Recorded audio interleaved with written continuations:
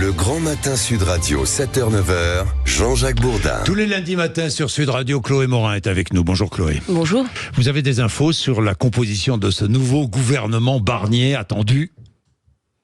Alors, oui. Oui. Oui. D'abord, on a sa durée de vie qui a Parce été que vous donnée. connaissez la durée de vie. Marine Le Pen nous l'a donné hier. Bon, ouais. Elle a dit lors de sa rentrée à Hénin-Beaumont hier matin, il est évident, je cite, que d'ici 1 an, nous aurons de nouvelles élections législatives. Elle a ajouté, et c'est heureux d'ailleurs parce que je pense que la France a besoin d'une majorité claire. Vous savez comme moi que Marine Le Pen plaide pour l'instauration d'une proportionnelle avec prime majoritaire pour les prochaines élections. C'est même une des 3 conditions qu'elle a posées pour accepter la nomination de Michel Barnier. Ce qu'elle nous dit donc hier, c'est qu'une fois qu'elle aura obtenu la proportionnelle, elle compte bien renverser le gouvernement et forcer le président, à cause du blocage politique, à redissoudre l'Assemblée nationale pour sortir du blocage.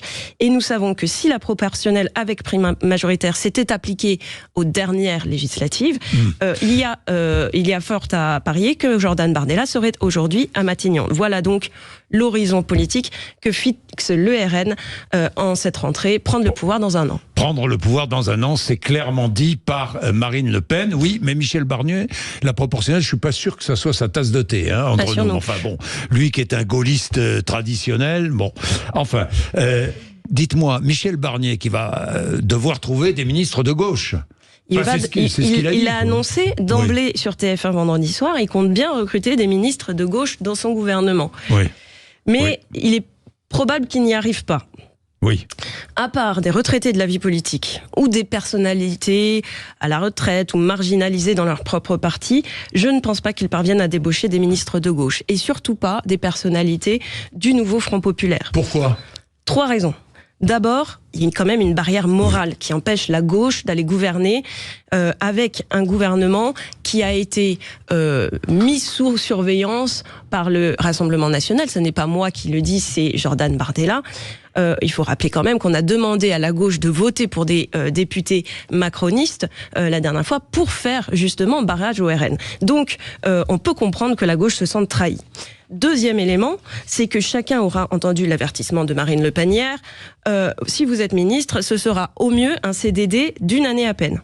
Et là, on peut se demander quel maire ou quel président d'exécutif local quitterait son poste pour un job aussi précaire. Et ensuite, il y a les raisons électorales qui, comme vous le savez, pèsent énormément sur le choix des élus et notamment des députés et des maires. Pour les députés, ils savent désormais que nous aurons probablement une nouvelle législative l'été prochain. Or, les socialistes qui seraient tentés d'entrer au gouvernement aujourd'hui auraient l'assurance d'avoir face à eux, aux prochaines législatives, un candidat LFI ou un candidat vert, et donc de ne pas être réélu. Donc pour des raisons électorales, ils n'iront pas. Voilà. Et puis, il ne faut pas oublier qu'en 2026, nous avons les municipales. C'est déjà dans 1 an.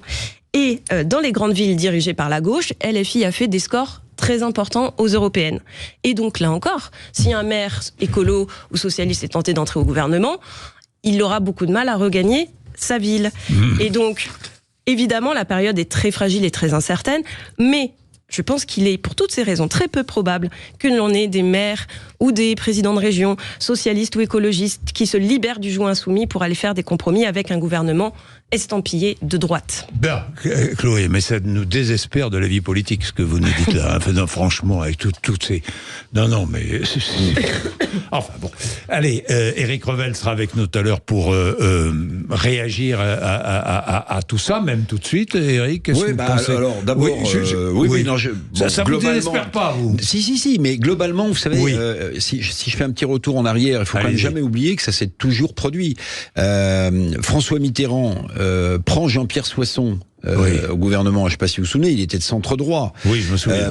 Jean-Pierre Soisson, maire d'Auxerre, il a écrit un très joli livre à l'époque qui s'appelait Mémoire d'ouverture.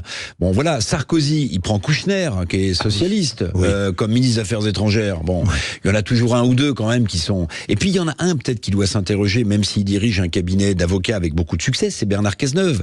Parce que le tir de barrage qu'il a reçu de la part du PS pour ne pas être Premier ministre à Matignon, je serais lui, si j'avais pas mon cabinet d'avocats successful. Mais oui, juste pour emmerder le PS. Oui. Juste pour emmerder le PS, j'accepterais un poste régalien dans le gouvernement de Michel Barnier. Il peut aussi être vexé parce que pour le coup, ce qu'il a vécu est une humiliation. Oui. Donc, Je pense que la tentation serait aussi de se retirer de la vie politique et de laisser tous ces gens se débrouiller tout seuls dans leur marigot. Dites-moi, mais quand même, Michel Barnier se trouve dans une situation inextricable.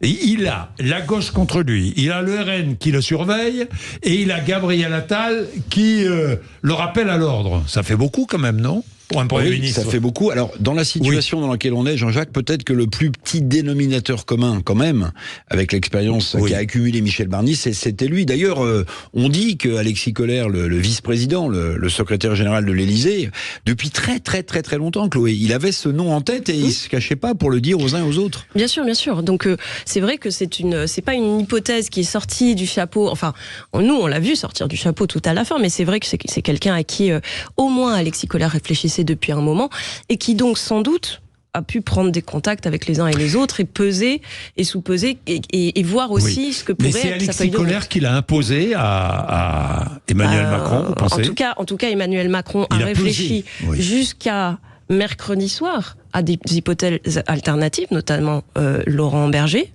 Et oui, c'est vrai qu'on a peu parlé de Laurent Berger, mais c'était le mieux placé finalement. Oui, c'est une information qu'on a eue ce week-end grâce à Cécile Cornudet des Échos. Et donc, nous savons maintenant que finalement, Emmanuel Macron, il a essayé, en tout cas, de voir s'il n'y avait pas d'autres hypothèses. Alors après, maintenant, la gauche lui fait le procès de n'avoir jamais vraiment envisagé de nommer un Premier ministre de gauche. Ça, on le saura jamais. Mais en tout cas, ce que l'on sait, oui, effectivement, c'est que Alexis Kohler voulait absolument Monsieur Barnier. Et puis, dites-moi, Eric, vous qui êtes un spécialiste des finances publiques... Oui. Moi, le budget, ça va être quelque chose, le budget. Ça va être coton. On a pris du retard. On a annoncé un nouveau dérapage du déficit budgétaire. On est sous surveillance de Bruxelles pour cette fameuse procédure de déficit excessif. Ce qui est particulier quand même, alors on verra s'il tient ou pas, c'est que l'ancien directeur de cabinet de Bruno Le Maire devient le nouveau directeur de cabinet de Michel Barnier à Matignon. Alors peut-être que ça lui permettra de garder un peu de pouvoir réagir vite sur la situation budgétaire, mais vous savez, quand Pierre Moscovici, patron de la Cour des comptes, sort du bois, ça lui arrive pas souvent, mais là il est sorti du bois pour dire attention, là on est dans une situation cataclysmique. Bon, voilà, lui il a été aussi ministre des Finances. Je pense qu'on n'a jamais vu, Jean-Jacques, des finances publiques dans cet état-là. Bon, est-ce qu'il dort bien, Michel Barnier ? Non, enfin je dis ça comme ça. Je suis pas sûr que je dormirais bien à sa place, mais je vous rappelle un élément sur le budget et la dette que vous citiez dans un sondage IFOP la semaine dernière. La dette, c'est avant-dernière préoccupation des Français. Oui, c'est vrai. Mais parce qu'on leur a fait croire pendant des années que l'argent était magique et que tout tombait du ciel, donc il n'y avait jamais aucun problème. Mais donc le travail va être d'autant plus difficile. Il y a des problèmes énormes. Bon, 8h20, à tout de suite.